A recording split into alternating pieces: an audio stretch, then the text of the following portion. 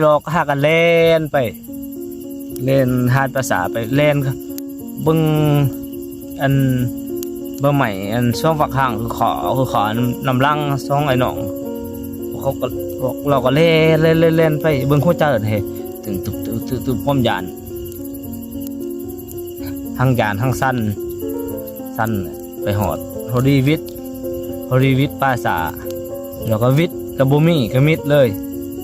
ไกลไปยาวไปแล้วก็มิดเลยพอไปหอดหน้าไปบอกพ่อแม่ฟังก็เจอแนวนั้นหลังจากนั้นก็ปัดนี้มาบกายย่างหานเขาเลยก็ได้ย่างอ้อมลัดไปไกลๆบุกหลังจากนั้นมาบกายย่างหานบนเลยหยานเลยซ้ำเสมอนี่เราก็ยังบกาไปเลยแถวนั้นแต่ว่าเดี๋ยวนี้นั่นเขาบุกเบิกไล่แล้วโบเป็นตะหยานเนาะแต่เราก็ลาบเลยกับบกาไปเลยนี่เนาะเขาว่านะ